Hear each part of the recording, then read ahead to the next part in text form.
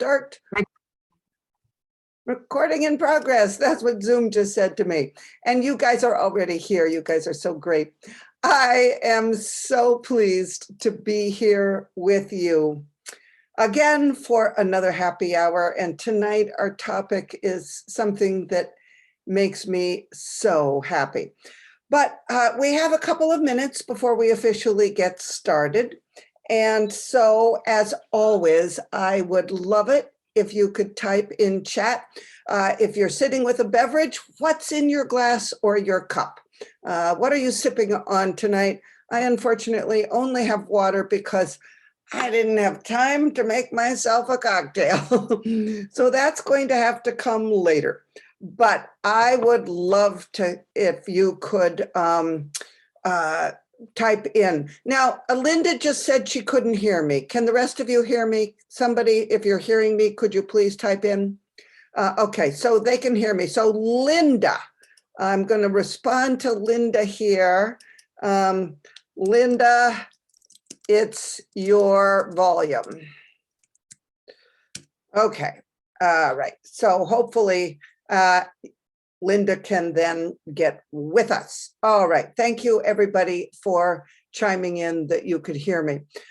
Because, you know, sometimes this technology does not work. If you all remember, the last time I asked you in the last happy hour to type in what was in your cup or glass, nobody could do it because the chat was disabled. But now I can see that Lydia has in Western Massachusetts, but she says she's not sipping on anything yet. Barbara is sipping on some red wine. Somebody else, oh, Elizabeth has hot tea. So as I frequently say to you, it doesn't matter what is in your cup or glass. What matters is that we are here together, taking a deep breath and having some fun with plants and gardens. And that's what these happy hours are all about. So we will get started in 1 minute. And yes, thank you. You know, people, Linda, are giving you suggestions about your volume. I have sometimes found that when my volume isn't working, that what the problem is, it's off on my computer. I've turned it down, so you might check that. Not that she can hear me make that suggestion. Okay, anybody here who has is joining me for the first time tonight, I'd love you to type it in chat. Okay, oh good, Linda's with us. If you can type in chat if this is your first time here, I'd love to hear that. I know many of you have been with me many times before, and I so appreciate you coming back again. So good, Susan's first time in happy hour, wonderful, welcome. And oh, good, Phyllis is the first time, and then Elizabeth is first time. So we got a lot of first timers here. Now, some of you may be watching me on Facebook Live, and that is great too. Know that the questions that I am taking tonight, I'm going to be taking from Zoom because it's hard to both answer the questions in Zoom and then go back and forth to Facebook Live and answer questions and comments. But if you folks who are watching on Facebook Live have some questions, then by all means type them into the comments and I will answer them later, okay? And people who are with me now on Zoom, if you type in your question in the chat area after my presentation, we will come back to that and I will answer questions going down as they come. Should I not have time to answer them all, then I will put them on the blog page at hyanniscountrygarden.com. So your questions will be answered in one form or the other. And Robert, I've never heard of peanut butter whiskey. So this is something that I clearly must check out because I've never heard that before.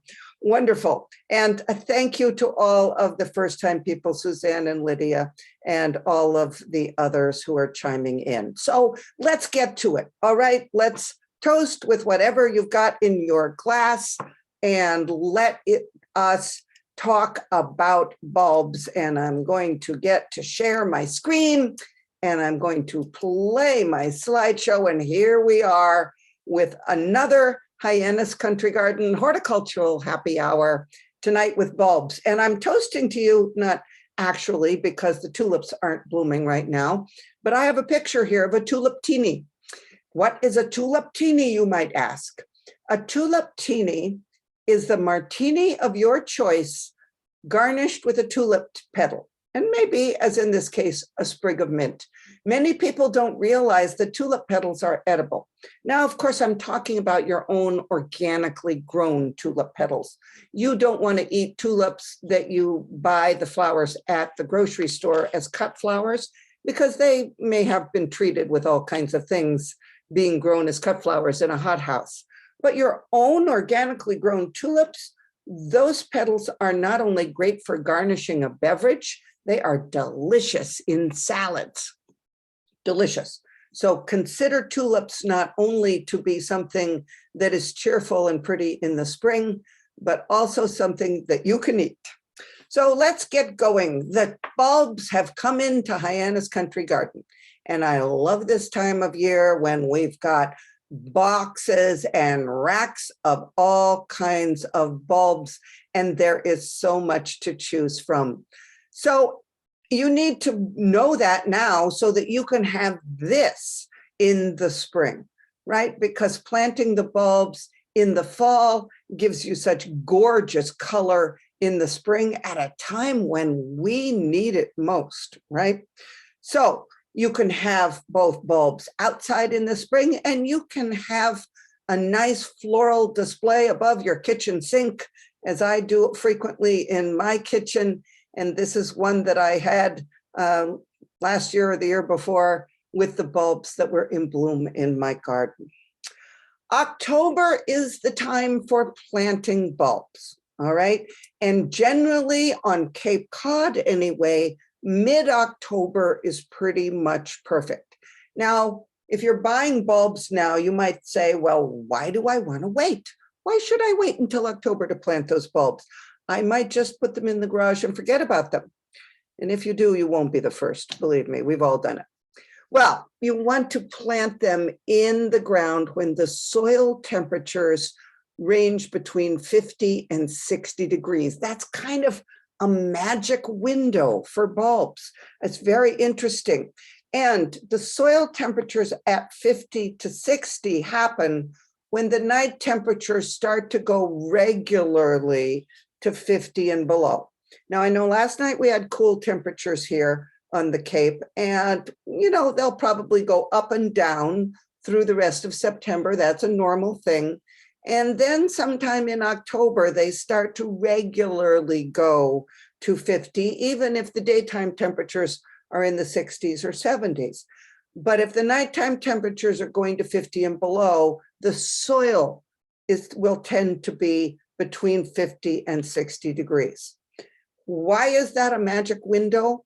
It turns out that when you put bulbs in the ground with the soil temperature in that range, the bulbs, first of all, start to grow roots. If it's colder, if the soil temperatures are down below freezing or near freezing, the roots aren't going to grow. So the bulbs start to grow roots.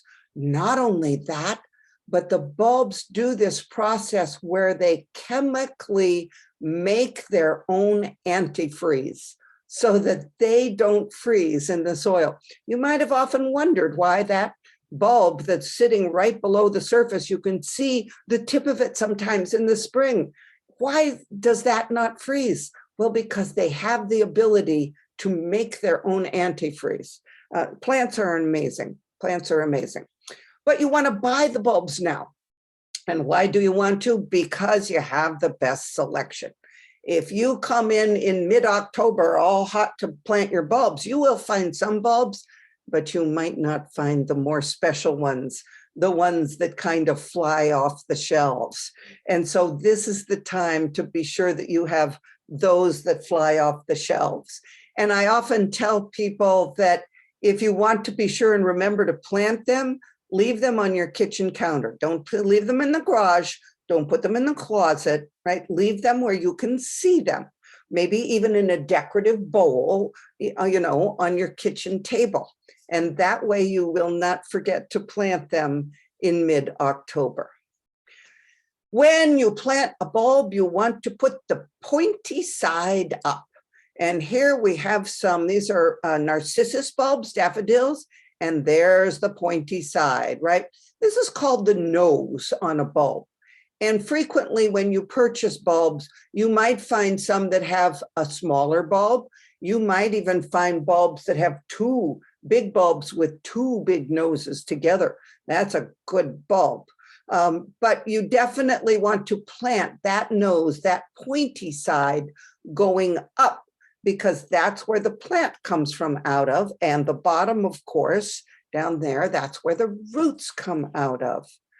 But sometimes you have a bulb where it's a little difficult to tell. What is the top and what is the bottom? Is that the remains of a plant that I see, or is that the remains of the roots? Sometimes it's hard to tell.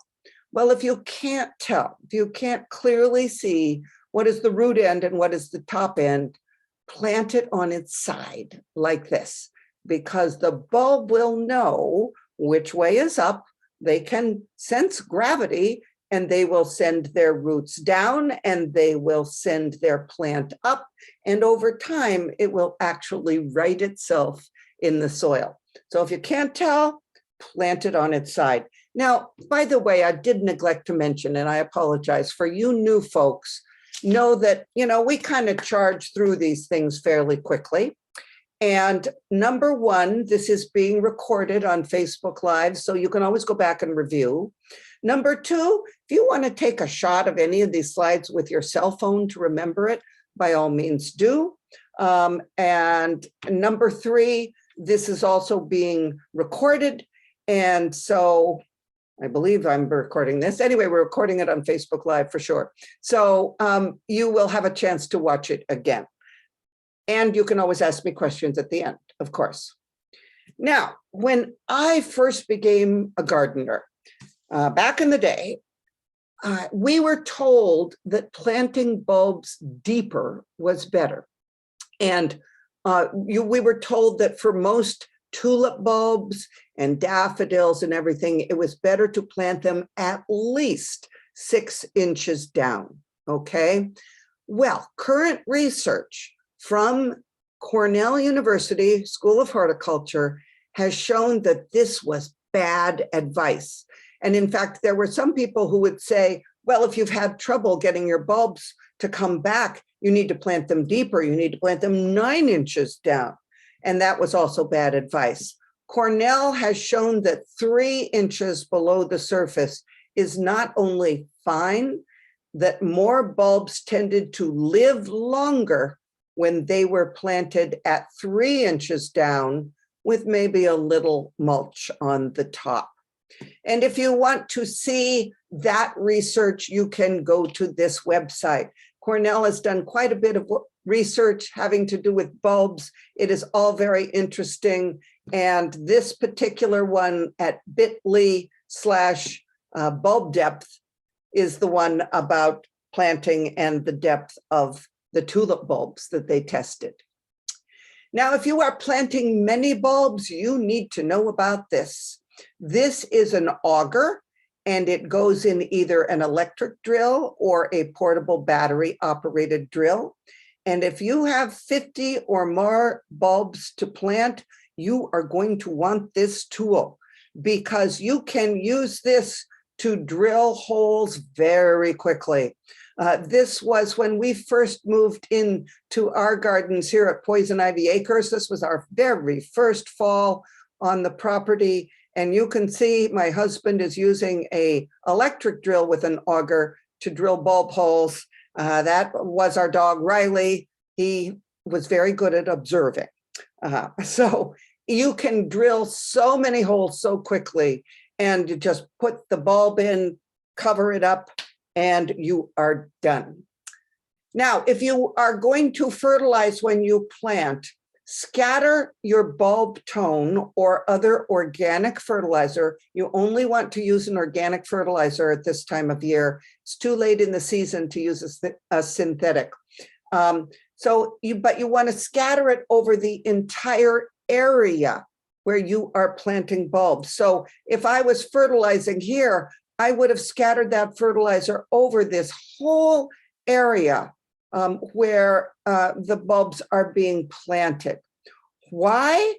Because let's say you put that fertilizer in the bottom of the hole, which has been some people's practice.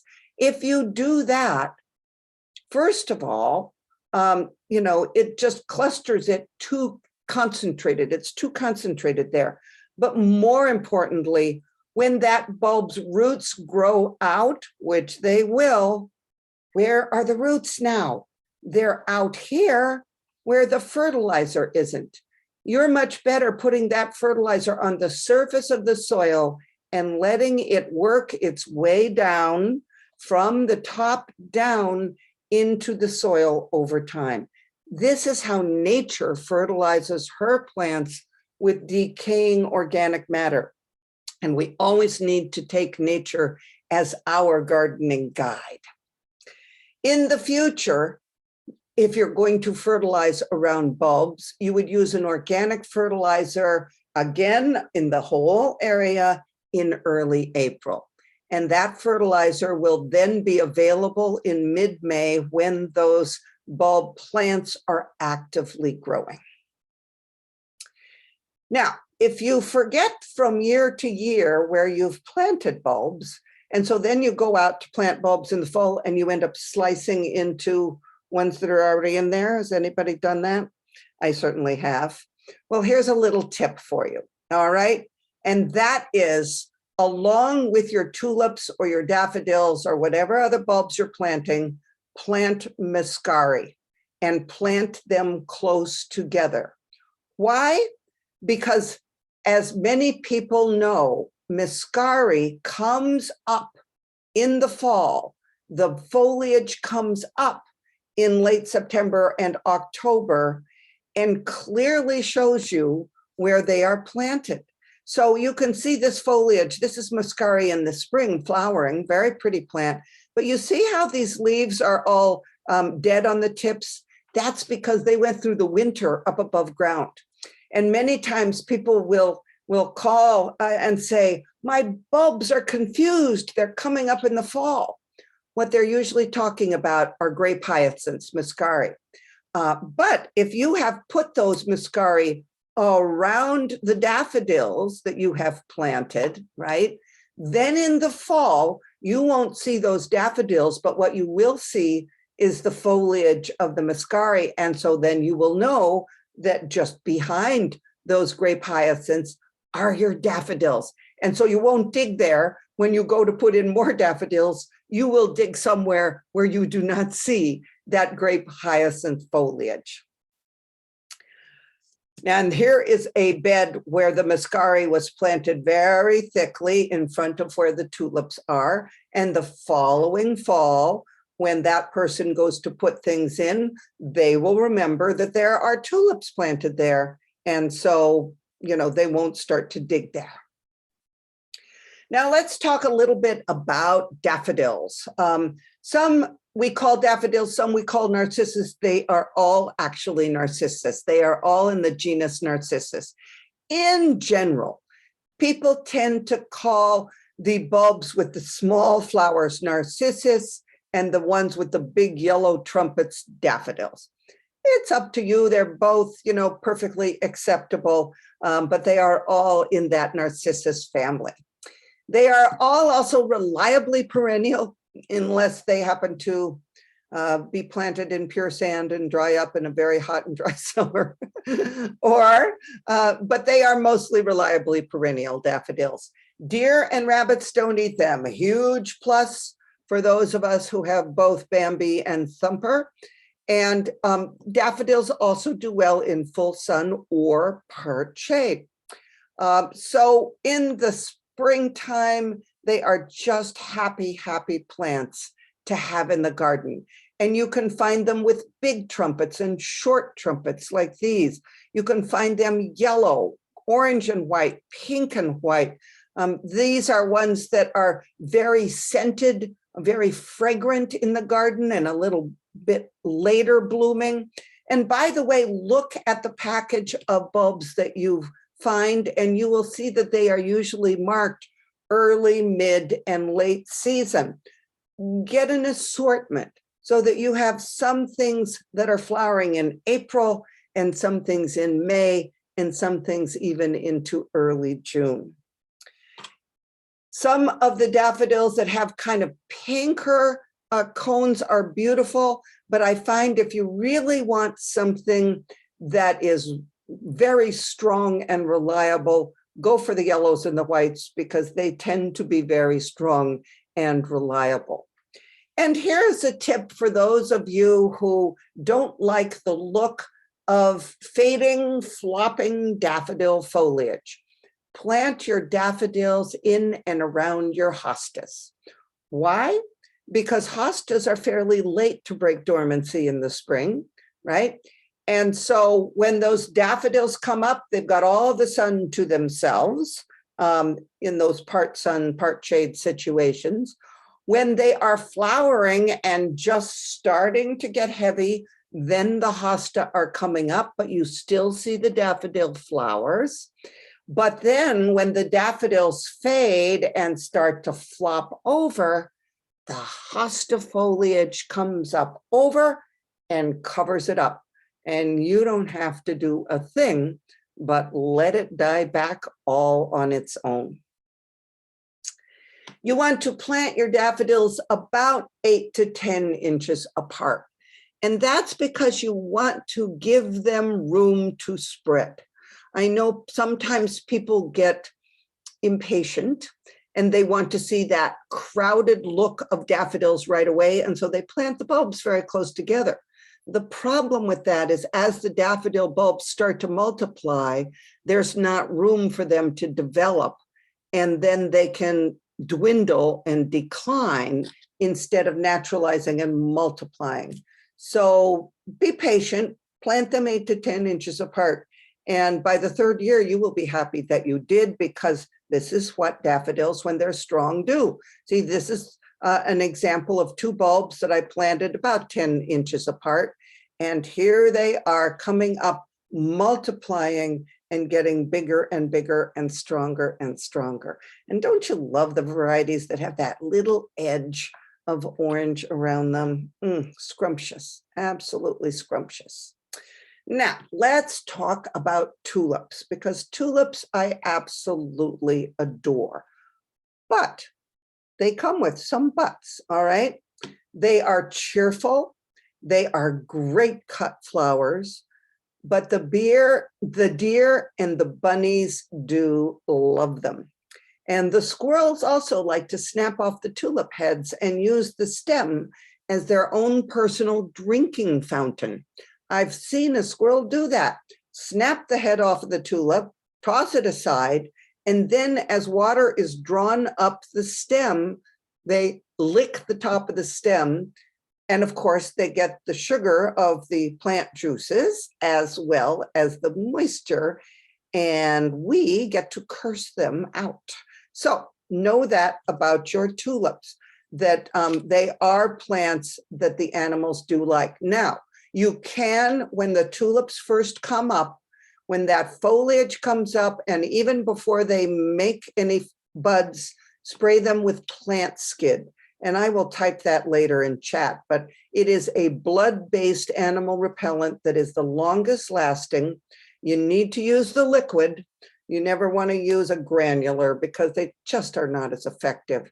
But that liquid plant skid sprayed on the tulips, first when they just come up, and then when they start to form buds, will prevent Thumper and Bambi from eating your tulips.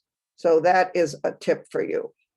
Now, tulips are usually planted as annual displays, all right? When you see something like this, do not think that this comes up every year, because this has been planted as an annual display. And after these tulips are finished flowering, they will be dug up and the bulbs will be discarded. Many tulip bulbs are bred to be one-shot annual bulbs, which is why people often find that they plant tulips and the first year it's gorgeous. And the second year they have maybe half the number of flowers. And the third year, they only have the red ones, or only the yellow ones, and all the pink ones, or all the apricots and the fancy ones are gone. And the fourth year, only foliage comes up and no bulbs bloom at all. If you have had that experience, you can agree with me that tulips are annual flowers. And in all public gardens where you have such big tulip displays like this, they are dug up and the bulbs are composted afterwards. Now, does that mean don't plant tulips? No, just plant them with different expectations. These are perfect lift your heart plants. And, you know, this just makes me happy to see this in May. And this is sort of one of those pictures that I use to illustrate the fact that pink and orange really do go together. They really do. They are beautiful. So here is an idea for those of you who have had bad experiences with Thumper and Bambi eating your tulips. Grow them in containers someplace else, like on your deck or on your patio or on your porch. All right.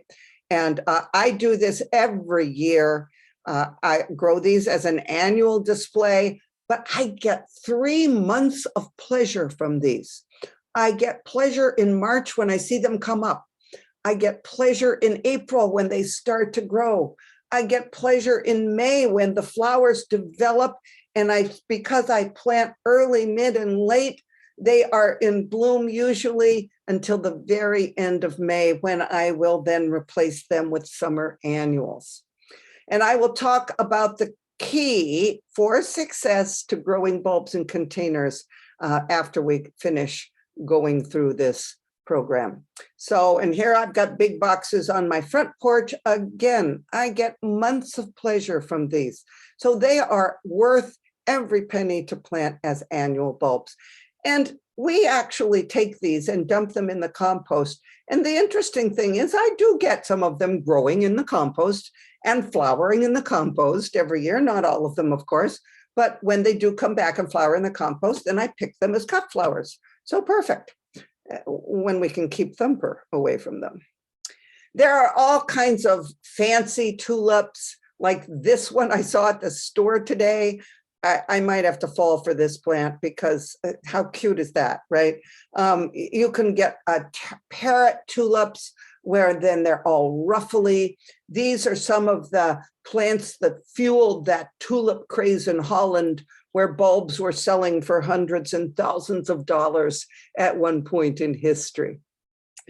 Now, I know that you want to know about alliums, because you should know about alliums, because they are one of the bulbs that people ask about when they see them in bloom in late May and June in people's gardens and they want them.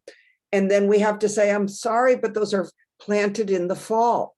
This is your opportunity to have alliums. Again, the process of watching a bulb flower open gives you as much pleasure as when it's in full bloom. And alliums are definitely that. You know, when they just start to reveal themselves, they are so beautiful. Here they are in my front garden, and I have an assortment of both purple and white ones. The white ones flower first and then become green seeds as the purple ones are opening. You can get alliums that are huge. You can get alliums that are medium in size, and you can get alliums that are shorter and smaller. So there is an allium for every garden, and I want them all. I don't know about you, but I do. They are just such beautiful flowers. Here are some short varieties planted among ladies' mantle. How cute is that? You know, and you cannot go wrong with the combination of lime green and purple. That is a winning combination, whether it's in your bouquet or in your garden. And in fact, I have seen entire gardens planted on this color scheme, lime green and purple. Gorgeous. You can put them in and among your perennials. Here are some alliums in with some oriental poppies, very pretty.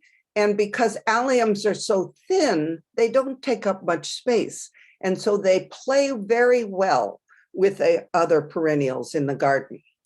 This is a picture taken one year when we planted allium bulbs in the median, the sort of the planter that's in the Hyannis Country Garden parking lot. And I took this picture because you need to know that what the allium foliage does when it's blooming is perfectly natural. This is what alliums do. First, the foliage comes up very early in the spring, and it's green and gorgeous and wonderful, okay? But then as the flower starts to come up, the foliage starts to decline. Now, some people worry that either the foliage is diseased or it's drying up. That's not the case, okay? This is just what they naturally do. The plant has photosynthesized early and built up more strength in the bulb. And while it's blooming, the stem is photosynthesizing. And a lot of people don't realize that all green parts on plants, whether it's a stem or a leaf, are capable of photosynthesis and are making energy for that plant. And so here we have the flowers in bloom. We've got the stem there, but the foliage looks terrible, doesn't it? So this is why you never plant alliums like we did here in the parking lot. Because if you plant them with just all alliums and nothing else, the foliage really detracts from the beauty of the flower. Instead, do this. Put your allium behind other perennials. And Nepeta is a perfect, this is catmint here. Nepeta is a perfect perennial to put in front of your allium. Here, this you can see right over here on the left-hand side. See that foliage dying, brown, not nice looking, right? But most of it is hidden by the daylilies that are coming up and by the Nepeta that's in bloom. So site your allium where your spring blooming allium, where that foliage is going to be hidden. There are many varieties of allium. There are some that bloom later in the summer. Those we sell in the perennial section in the garden center in May and June and sometimes in July. But the varieties that bloom early are sold as bulbs, and you can pick them up at Country Garden now. Another reason to love alliums is that as they go to seed, they are still beautiful. They're still beautiful in the garden when they're backlit by the rising or the setting sun, or you can pick these and put them in a vase and they will last for a couple of years at least as dried flowers in your home. So they have a long period of enjoyment. Now, let's look at a few other miscellaneous bulbs, all right, that I think you should know about. Now, we all know about crocus. Maybe you know about crocus. I just showed this slide because I did plant crocus in my lawn several years ago. And in the springtime, this is what I see. I see a slightly greening up lawn, but still a little bit winter dormant. And I see, some of the leaves off the trees and some remains of the hydrangeas that have become Cape Cod tumbleweeds. So we see that, but the crocus are in full bloom in the lawn. Many people worry about this because they worry about when they want to mow their lawn later on in the spring and whether that's going to do any harm to the crocus because they will be cutting the foliage at that time. And crocus foliage can get to be about 6 to 8 inches tall when it's in bloom. Well, I'm happy to tell you that another bit of research that the Cornell University did was on planting bulbs, not just crocus, but tulips and other bulbs in a lawn and mowing it early so that that foliage was cut off. And they found that it did not make any difference to the life or the health of the bulbs overall. So don't be afraid that when you want to mow your lawn, whenever it's, reached that about 3 or 4 inches in the spring and it's time for that first mowing, don't worry about the bulbs. They're going to be fine. you can go ahead and cut them. And what remains there is still photosynthesizing. Okay, now I don't know if you've grown this or not, but this is such a fun bulb to plant because you have these cheerful little daisies, either blue or white or pink. I was introduced to this plant about, I don't know, 15 or 20 years ago when I did a garden consultation for someone out in Chatham, and she had this in her garden, and I said, "What is that? I want it." And she told me it was Anemone blanda, and she also told me that it's self-seeded, so that once you have it in your garden, once you plant a few bulbs, it will spread around, and it again mixes very nicely with other perennials. You can see it's here in my garden. This happens to be a allium that's coming up. There are some daylilies over on the left and more daylilies there on the right, and the anemones play very well with the other perennials there. When these are done, finished blooming, after a little while, the foliage just kind of disappears. So you don't even have to think about it later on. So if you like plants that spread and self-seed, and if you like that happy daisy look, and if you like that blue, purple, or pink or white, you need anemones. And we do have the bulbs in the store right now. Camassia. Now, this is an elegant bulb that you need to know about. You need to know about Camassia for several reasons. Number one, it is a native bulb. You know, not many of our spring flowering bulbs are native plants, but Camassia is one of them. So that's a good thing. Number two, it's one of the few bulbs that does not mind being wet. So if you've got a place where, say, the drainage isn't that great and other things tend to die because it stays wet over the winter, this is the bulb for you because it does not mind staying wet over the winter. If you've got heavy clay soil, this is a bulb for you. If you like cut flowers, this is a bulb for you because, yeah, they look elegant with their black stems early on, but this is what they erupt into. And they have these beautiful flowers. In my experience, the deer and the rabbits have never touched them in my gardens, and I have them even growing in my field here, which is where, you know, the deer and the antelope play. So it is a beautiful plant, and once it finishes flowering, the whole plant goes dormant fairly quickly. So this is another one that is good to either grow in with perennials or to even grow where you normally plant annuals. This is Camassia in my area that I call Annual Alley. I plant this every year with a different mixture of annuals, and mostly zinnias and cosmos and various things that are in full bloom right now. But it's nice to have something in that area early in the spring. So Camassia is a good plant for that. Now, this is one that used to be an allium and now has the almost unpronounceable name of Nectarocordum.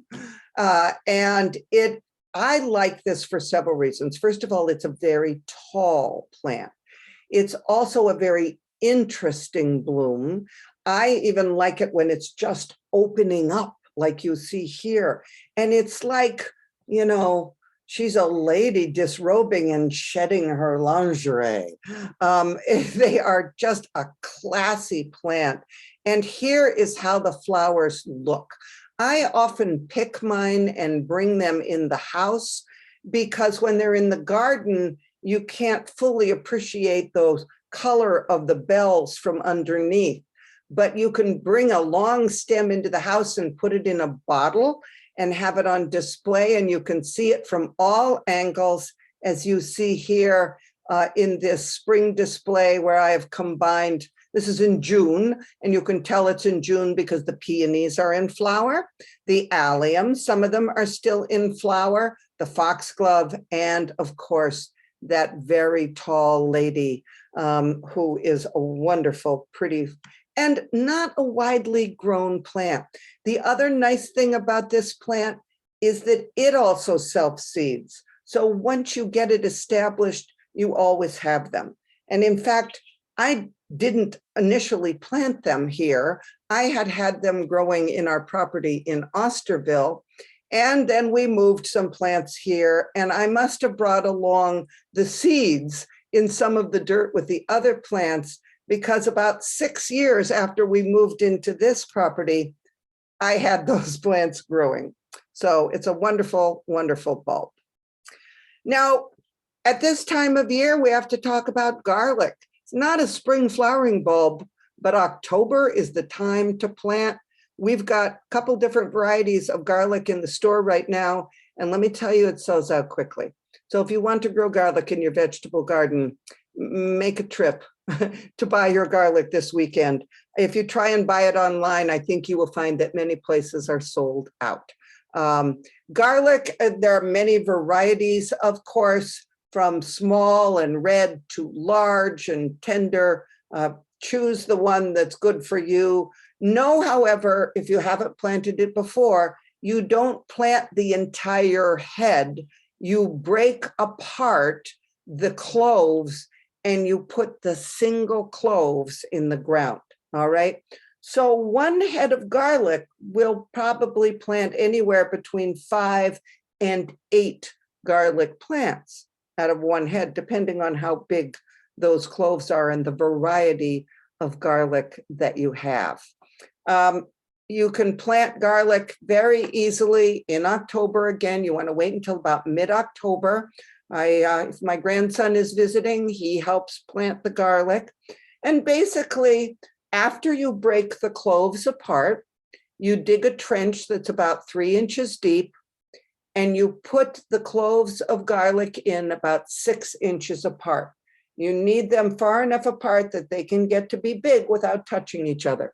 And this is true of all root crops. Whether you're growing beets or carrots, you want those plants to be far enough apart that they can grow big roots without touching each other. And you just put them in pointy side up. If one happens to not be pointy side up because you've got a 3-year-old planting them, it's okay, it'll be fine. It'll right itself in the soil.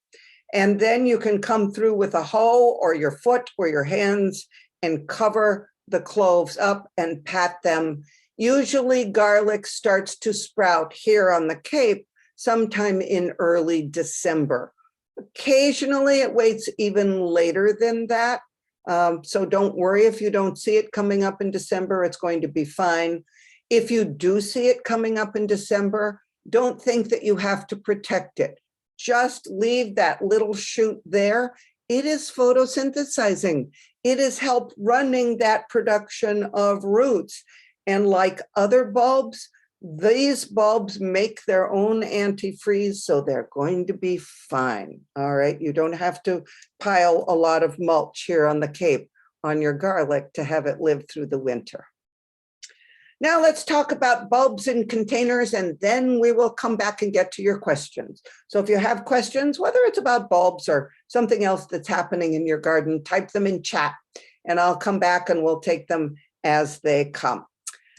Here's the key to bulbs doing well in containers. You want to use a large container. The bigger, the better. I would say a minimum of 12 to 16 inches. Those boxes that I showed you on my front porch are 12 inches wide and at least 12 inches deep and 30 inches long. And the big troughs on my back deck are even very deep. You want absolutely good drainage, which means nothing in the bottom of the pot. You must have drainage holes, no, mulch in the bottom. You got to have good drainage, and you want new potting soil. Why? Because the older potting soil where you have grown plants for the last year or 2 years or 3 years or whatever you've been using that potting soil does not drain well. So what I do when I plant my bulbs is I clear the potting soil that I used for my summer annuals. I take it out and I either chop it up and add some new to it and use it in other containers next year, or I will put it in the compost, or I will put it around plants out in the garden. All right, any of the above, all good. But I will get rid of that soil that is filled with the roots of this past year's plants, and I will put new potting soil in this case, the troughs. And then I pack them with bulbs. You can see these are tulip bulbs. It's going to pack them in because they're not staying in here. Remember, these tulips are an annual display. They're for lifting my heart in March, April, May, and into June, maybe into June. And so they can be packed in. Then I will empty new fresh potting soil on the surface. So you can see these are about 3 inches down. They will be covered with about 3 inches more of potting soil. And then this is very important. When you are planting bulbs in a container or in the ground, you are going to water them in well. And I'm talking really well, not just a lick and a promise, really well. Why are you going to water them in well? Well, it's not because they need water at that point. They certainly don't. They don't have any roots yet, right? You are going to water them in well because that's going to settle the soil so the squirrels will not dig them up. Squirrels, and by the way, crows and other critters, sense disturbed soil. And when they can tell that soil is loose, that someone has dug in there, they go looking to see what's there, because there might be a tasty nut. You know, there could be a grub. There could be something there they want. And so they will unearth your bulbs. Most of the time they don't eat them. They just, toss them aside. Oh, bother, it's just this bulb, and they go on. So if you don't want that to happen, and if you don't want the critters, be it squirrels or voles or crows or anything else, to dig these bulbs up, you need to settle the soil well, and you do that by watering very well. Whether you're watering by hand for a long time or put a sprinkler on it, or you plant your bulbs right before a nice long rainfall, get that settled in. And for containers as well. And here it's, what one spring display looked like in these troughs with the hyacinths and the tulips. And as you can see, I've got bulbs that are still very small. Those are the late blooming bulbs with the little buds down there. And there's the mid blooming bulbs. And here are the early blooming bulbs. The hyacinths are early. So I've got bulb action going on here in this trough for about 6 weeks. It's really fun to watch. And here's those front boxes. These were planted with parrot tulips, some of my favorites. And again, watered in well. They have good drainage, brand new soil, and they do beautifully. So before we come to questions, let me remind you about the following. I'm doing a pruning seminar on Sunday at 4. This is probably the most popular seminar that I give because so many people are flummoxed about how to prune plants. This is a virtual seminar. I think pruning is actually best taught virtually because I can show you slides. And in the garden center, we don't have a place that gets dark enough to show you those pictures. So if you're interested in learning about pruning, Sunday at 4 o'clock, you can register at hyanniscountrygarden.com.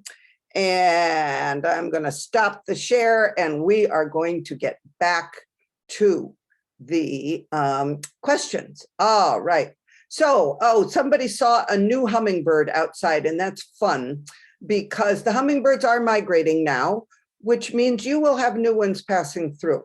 Not only that, but you also need to know that not all hummingbirds leave at the same time. I always thought they did. A lot of them do go together, but there was one year that I had a hummingbird on my pineapple sage at Thanksgiving in my garden. Pineapple sage was one of the few nectar plants left that survives the frost, and I had a hummingbird working those plants. And I found out for some local birders that sometimes the smaller birds, they stay longer to build up weight. So don't be too quick to bring your feeders in if you use feeders.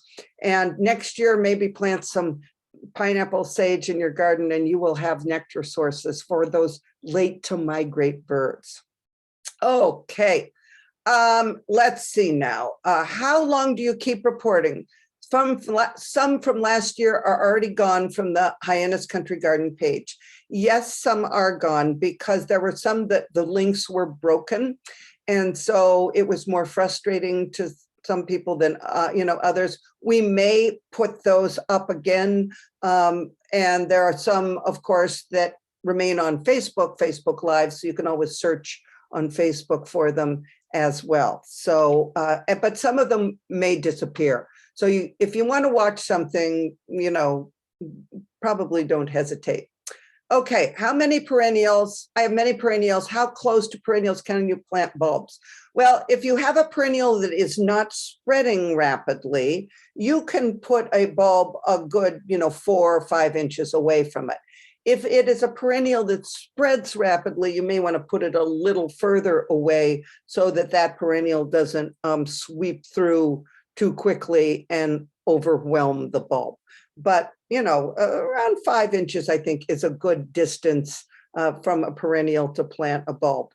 And if it's something like an allium, that's a perfect distance because alliums don't tend to multiply. If you're planting a bulb like daffodils that do multiply in their size, you may want to plant them a little further away, 8 or 10 inches away from your perennial plant. I used plant skid this year and my tulips were not touched at all. Yay, Noreen. Now she spelled it plant skid, S-K-Y, I think it's S-K-Y-D-D. I think there's 2 T's. Anyway, it's a word that means animal repellent. And it is the longest lasting deer repellent, all right? Get the liquid, spray the liquid right on the plants. It is absorbed into the plant and then the animals leave it alone. And there's such a plague of rabbits on the Cape right now that whenever I plant a new plant in my garden, whether it's an annual or a perennial or a very small shrub, no matter what it is, I do not go to sleep that night until I spray it with plant skid, all right? Because I want those rabbits to know from the very first evening that they come out to browse, I want them to know that it's not on their menu. And usually I do not have to repeat that spray. Usually once is enough so that they don't get in the habit of coming to eat that plant. Oh, Suzanne, I'm glad you thought one of my slides was gorgeous. Can you cut back daffodil foliage to 3 to 4 inches after it flowers? It is better if you can leave it for, I'd say, at least 3 weeks after it finishes flowering, because if you think about it, that foliage is photosynthesizing, and that's the period of time that it is making energy, carbohydrates, that it is storing in the bulbs for next year. So if you cut them back too soon, daffodils in particular, they're less likely to naturalize and spread, all right? However, you got to do what you got to do, right?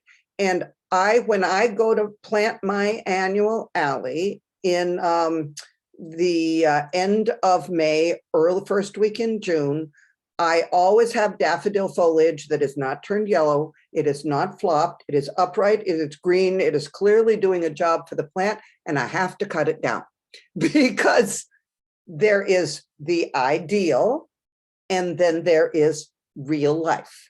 And you have to balance those two things out. The ideal would be to let that foliage stay there until it starts to turn yellow and flop and then cut it over. But real life sometimes dictates that we need to do something that is not ideal. And this is one case, all right? And I will always remember Carl Monge. I don't know if any of you knew Carl. He was a force at Armstrong Kelly Park in Osterville for a number of years. And he always wanted to be sure that the front beds at Armstrong Kelly Park were planted in red, white, and blue on Memorial Weekend, okay?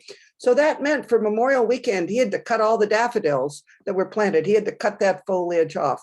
And you know what? Those daffodils came back every year, nevertheless. So sometimes you can break the rules and get away with it. Okay, can you plant garlic to keep the rabbits away? No, probably not, in that the garlic is not there for very long. So I'm not sure that it's going to repel rabbits. And if you're thinking maybe the vegetable garden, I think a fence is going to have to be your answer, because garlic, isn't there for a long time. And I have had rabbits eat members of the allium family out of my garden, like my leeks, for example. So, they have no shame. All right. Given the overnight temperatures now, sometimes dipping below 50, should we bring inside some of our annuals, e.g. hibiscus? Okay. Well, here's the thing. That's kind of our rule of thumb, is that you start to bring tropical plants and any house plants that you've sent to summer camp, you start to bring them in when the nighttime temperatures drop reliably to 50 every night. I don't know if we're quite there yet, but you're not going to do any harm by bringing the tropicals in now, because the tropicals don't like 50 degrees, even if it's only an occasional night. They really don't like that. So by all means, if you want to bring that hibiscus in, go right ahead. If you want, so you certainly can start bringing your plants in. My friend Roberta Clark started bringing some of her houseplants in already. Why the 50 degrees? Well, first of all, the plants, that tells the tropicals that they're in the danger zone, because they don't normally grow where it gets to be 50 degrees. So you want to bring them in. But it's also a good general rule of temperature thumb, because your heating isn't coming on regularly right now. And so by bringing your plants in right now, it gives them an opportunity to get settled into and used to the fact that they've got a lot less light, right? And the air is different. And so all of the conditions are different, and it gives the plants a chance to get used to that before your heat starts coming on, and then they've got to deal with central heating and dry air as well. So by all means, you can start to bring them in. Should we get rid of the mulch that is now around our plants before we plant our bulbs? Once planted, should we mulch? I would not, unless that mulch has somehow built up to be very deep.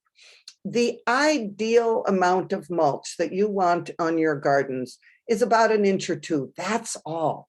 You don't want very much.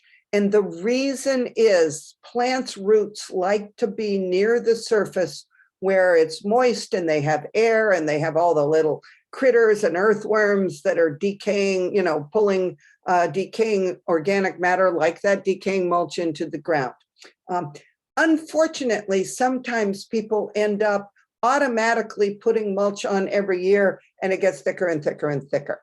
So if you've got mulch that is thick in your garden, 4 or more inches thick, that's already a problem. And yeah, you probably should rake that aside. If your mulch is only 1 inch or 2 thick, I would not. I'd just go ahead and dig the hole. If a piece or 2 fall in the hole, it's not going to be a big problem. All right. Once you're planted, most of the time we wait until spring to mulch in our gardens, because that way we'll be covering up all the weed seeds. But once again, there's an ideal time, and then there's real life. And if your real life is such that you want to get it mulched in the fall and you need to mulch, by all means, go ahead and do that. Should most bulbs be planted in full sun? Most of them are full sun plants. As I said, tulips certainly are.